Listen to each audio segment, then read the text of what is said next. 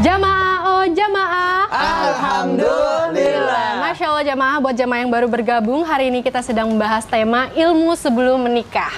Masya Allah, Ustadz Maulana tadi tuh aku bolak-balik mondar-mandir itu. Ini jamaah yang penonton ini jamaah Islam Tinda itu kenapa sih? Aku khawatir, aku tuh kepikiran Ustadz, gimana kalau misalkan nih pasangan kita amit-amit, ya Allah ya kita udah bikin perjanjian pranikah, jelang 20 tahun kemudian misalnya mendadak dia protes sama perjanjian pernikahan itu, dia melanggar gitu ibaratnya. Aku jadi gimana ya, jadi mikirin gitu, jadi kayak merasa berarti belum tentu aman ya Jadi kita dia- membuat dia perjanjian protes pranikah. setelah 20 tahun. Iya, makanya aku tuh bingung banget. Udah deh aku mau langsung tanya aja sama Ustadz Syam. Bagaimana Ustadz Punten kalau misalkan udah 20 tahun, udah jarang bertahun-tahun dia baru protes sama isi perjanjian pranikah itu. Bagaimana itu Ustadz? Silakan. Kalau dia nikah umur Ya. 30, Ya. 20 tahun kemudian 50 berarti San. Baru protes. Baru protes udah Mau jadi Kenapa apa ada Anda? protes sebelumnya?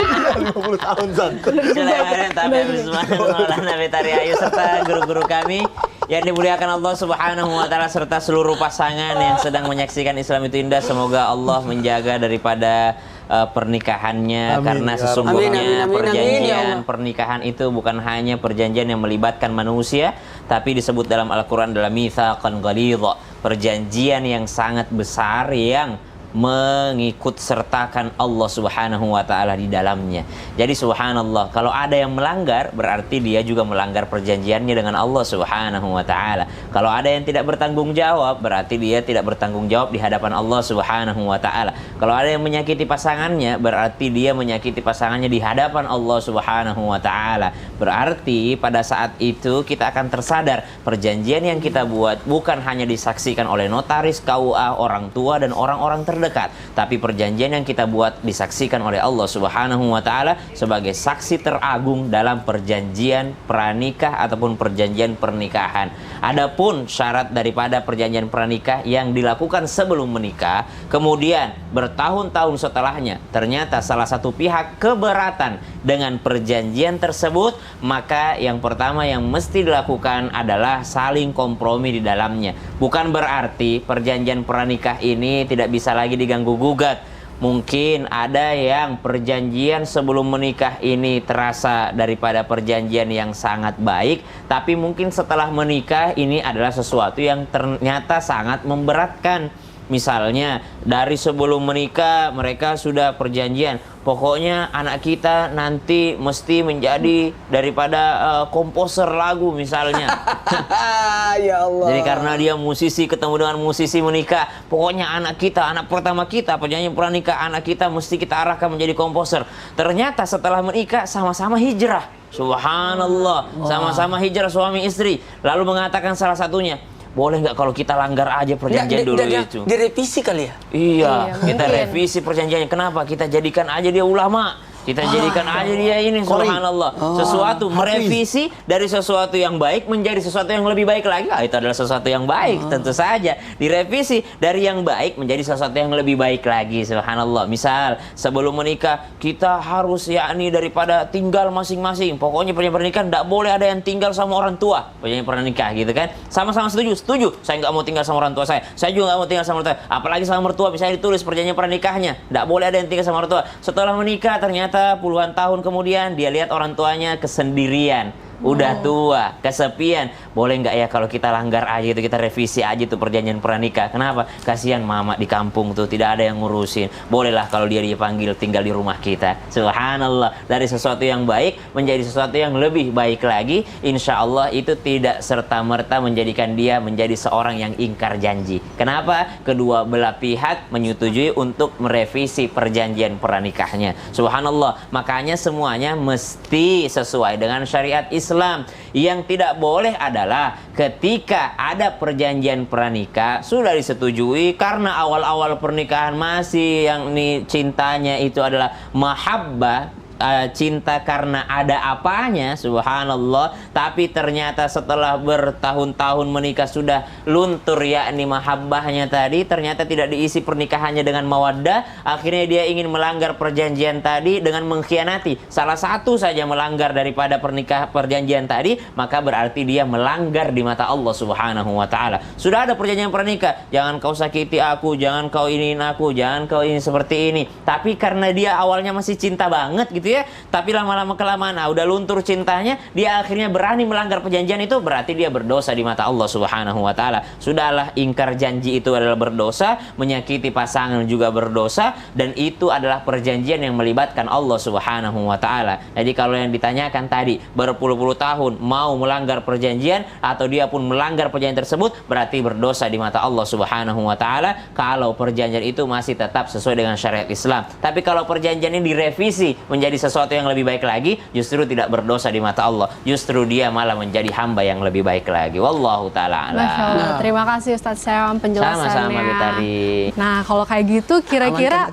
boleh nggak ya Ustadz Maulana punten nih, misalkan kita baru membuat perjanjian pranikahnya tuh setelah akad, atau bagaimana yang lebih baik tuh seperti apa? Mohon penjelasannya Guru, silakan. Makasih. Izin Habib dan Ustaz. Alhamdulillahirrabbilalamin. Terima kasih banyak tim Islami Tinda yang mengangkat tema ini sehingga menjadi mulialah yang namanya pernikahan. Bahkan alhamdulillah kantor urusan agama ada namanya siga taklid. Ya. Bahkan dibacakan, 1, tidak boleh memukul istri. 2, itu janji seorang suami jika ketika setelah akad nikah ini saya tidak akan, 1, tidak akan memukul istri atau menyakiti. Kemudian yang kedua, dan tidak, apabila meninggalkan lebih dari 3 bulan, 3 bulan tidak menafkahi, Ya. kemudian 6 bulan tidak menyapa, 2 tahun tidak ada kabar.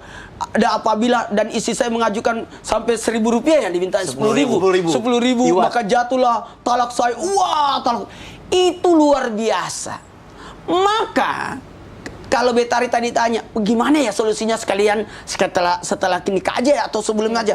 Sebaiknya gini, ada 3 yang harus dicamkan. Pertama, janji apa tadi? Perjanjian pranikah sebaiknya sebelum. Kan namanya pranikah. Apa artinya sebelum. Berarti sebelum. Bagaimana kalau setelah nikah? Itu namanya rencana. Ada 2 rencana. Rencana jangka pendek dan rencana jangka panjang. Rencana jangka pendek, insya Allah kita punya target gini. Rencana jangka panjang akan seperti ini. Dan yang terpenting, ibadah menikah itu sampai menikah sehidup sesurga. Sehidup sesurga. Dan tadi bagus sekali Sasam tadi, revisi aja. Beberapa tahun kita lihat lagi, revisi aja. Nah, dari sinilah ya kita ini diatur dengan takdir. Habib Usman pernah menjelaskan di satu tausiah beliau di mimbar Islami Tinda, ada 3 yang boleh merubah takdir kan? Betul. Apa itu merubah takdir? Ada doa. Jadi bisa berdoa, nggak usah minta uang sama suami. Berdoalah kepada Allah di telinga suami. Kan? Jadi yang pertama doa. Yang kedua apa? Silaturahmi. Silaturahmi. Yang ketiga sedekah kan? Dari 3 ini luar biasa kita bisa. Makanya Islam itu mengajarkan kita menjadi rahmat. Dan orang yang terbaik adalah orang yang terbaik pada keluarganya. Bagaimana dia bisa mengangkat kemuliaan derajat keluarganya? Tidak apa-apa. Yuk. Komitmen. Namanya juga manusia. Perlu diingatkan tentang janjinya. Mana sih? Makanya ada namanya ijab kabul. Ada namanya ikatan cinta. Ikatan yang paling kuat adalah ikatan pernikahan. Tapi ikatan yang paling lemah, ikatan pernikahan juga. Kenapa bisa? Dengan mudahnya, dengan satu kalimat bisa menghancurkan. Dan prestasi setan itu adalah ketika bisa terjadi perceraian, talak. Dan talak itu memang sesuatu yang halal, tapi Allah benci. Makanya memperbaiki boleh. Tapi Ustadz, jadi gimana nih? Bisa nggak perjanjian nikahnya itu setelah pernikahan? Itu namanya rencana. Jadi bukan perjanjian pranikah. Yang jelas perjanjian pranikah adalah sebelum menikah. Kalaupun setelah menikah itu namanya rencana jangka pendek dan rencana jangka panjang. Masya Allah. Iya. Jadi perjanjian pernikah tuh sebelum pernikahan. Tapi jikalau sesudahnya, jikalau di perjalanan pernikahan itu ada yang ingin diomongkan dengan pasangan kita, itu bisa kita diskusikan atau yang namanya revisi ya. Masya Allah. Terima kasih Ustadz Maulana. Nah, jamaah Islam itu indah. Pasti udah nggak sabar banget kan pertanyaan-pertanyaannya dijawab sama guru-guru kita di sini. Maka dari itu langsung aja kita masuk ke segmen Tanya Dong Ustadz. Kami semua tanya dong Ustaz. Masya Allah, langsung aja ke pertanyaan yang pertama dari hamba Allah. Assalamualaikum Ustadz Habib. Apakah ada larangan yang ditulis dalam membuat perjanjian pranikah? Soalnya calon saya minta untuk menunda momongan sampai dia benar-benar siap. Waduh, bagaimana itu Habib? Punten. Ada ya larangan-larangan dalam pembuatan perjanjian pranikah? Silakan Guru Ya, penjelasannya. Afwan Ustaz Maulana. Ya, silakan. Ustaz Syamsuddin Nur. Bismillahirrahmanirrahim. Allahumma shalli ala sayyidina Muhammad wa ala sayyidina Muhammad. Di dalam kitab Al-Mughni, Ibnul Qadim mengatakan bahwasanya ada yang dinamakan perjanjian sebelum menikah. Dan ini diriwayatkan oleh Sayyidina Umar bin Khattab radhiyallahu an, diriwayatkan dari Amr bin As, dan juga diriwayatkan oleh dalam sebuah riwayat Muawiyah juga meriwayatkannya. Terus Sa'ad bin Abil Waqqas juga meriwayatkannya bahwasanya diperbolehkan pranikah, perjanjian di dalamnya. Ada seorang istri yang bilang, saya kalau misalkan menikah, saya harus berada di rumah saya, atau di lingkungan saya, ataupun di daerah saya. Diperbolehkan. Atau juga dijelaskan, boleh saya menikah kamu, atau kamu menikahi saya, dengan syarat kamu tidak boleh mempoligami saya. Diperbolehkan dalam syariat agama.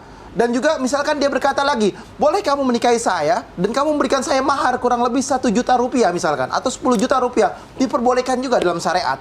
Atau ada lagi yang mengatakan bahwasanya saya boleh menikah dengan kamu, tapi saya harus belajar agama terlebih dahulu, sehingga saya bisa mendidik anak-anak saya dengan didikan yang baik, agar saya mengerti agamanya Allah Subhanahu wa Ta'ala. Diperbolehkan dalam syariat. Nah, kalau misalkan ada seseorang yang dia menikah, dia mengatakan, saya nanti dulu ya punya anak. Ditanya dulu nih, nanti dulu atau nggak pengen punya anak? Kalau dia tidak ingin mempunyai anak, berdosa dia. Kalau dia ingin menunda daripada anaknya, diperbolehkan. Atau dia, cukup anaknya cuma 1 aja deh, nggak mau lebih dari 1. Atau 3 aja cukup, nggak boleh lebih dari 3, cukup. Wala taqtulu auladakum min imlak, nahnu narzuqukum wa iyyahum. Karena semua rezeki dari Allah Subhanahu wa Ta'ala. Jangan kalian membunuh anak-anak kalian karena takut miskin. Allah yang kasih rezeki. Ingat, wa ma min dabatin fil ardi illa 'ala Allahi rizquha wa ya'lamu mustaqarraha wa mustaqarraha kullun fi kitabim mubin. Jelas rezeki dari Allah. Yang enggak bergerak sekalipun Allah kasih rezekinya. Apalagi kita yang bisa bergerak, yang lincah, yang cekatan, yang apa lagi? Yang luas, yang pintar ngomong, ya kan? Yang manusia semua dikasih sama Allah khalifatan fil ardi. Kehebatan di dalam dunianya untuk semua hal. Insya Allah manusia bisa mengerjakannya dengan keinginan dan kemauannya, dengan belajar. Semua insya Allah bisa. Banyak orang yang gagal. Ada yang gagal 100 kali, ada yang gagal 1000 kali, tapi dia bisa bangkit. Makanya berkumpullah, bermainlah dengan orang-orang yang pintar. Maka kalian akan pintar dan dikasih semangat oleh orang tersebut. Ketika kalian bermain dengan orang-orang yang bodoh dan orang-orang yang tidak mampu, Anda akan menjadi golongan orang yang terbodoh atau tidak mampu. Sekurang-kurangnya dengan orang yang pintar, Anda orang yang paling bodoh di antara orang-orang pintar. Dia adalah orang yang hebat. Oleh karena itu, jadi hambanya Allah, dekatlah dengan orang yang alim, orang yang soleh, orang yang bertakwa kepada Allah, yang ingat akan kudarullah, kudrat dan iradat. Oh, ternyata semua dengan kehendak dan ridhonya Allah. Jadi jalankan kehidupannya dekat dengan orang yang soleh, sholat 5 waktu. Sekurang-kurangnya kita sholatnya berjamaah sama mereka. Sekurang-kurangnya kita sholat 5 waktu nggak tinggal. Walaupun qobliyah badiahnya kita ketinggalan. Tetapi pada prinsipnya adalah apabila ada seorang suami ataupun istri mengatakan nanti dulu ya kita tunda momongannya, nggak jadi masalah, ya kan? Asal tundanya itu nggak lama. Kalau misalkan dia membatasi cukup 1 atau cukup 2 dan berhenti sampai 2, maka nggak mau punya anak lagi, ini tidak dibenarkan dalam syariat.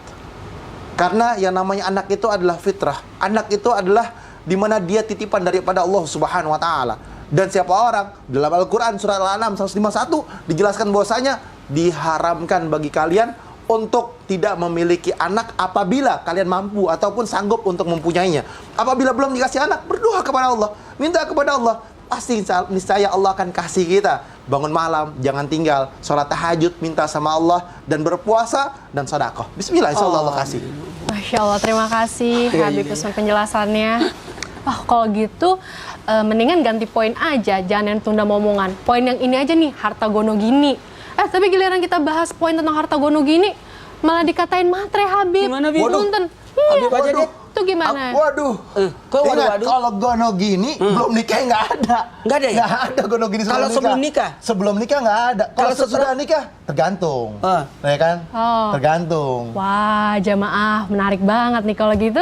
Jangan kemana-mana ya jamaah, tetap di Islam itu indah jamaah. Oh jamaah. Alhamdulillah.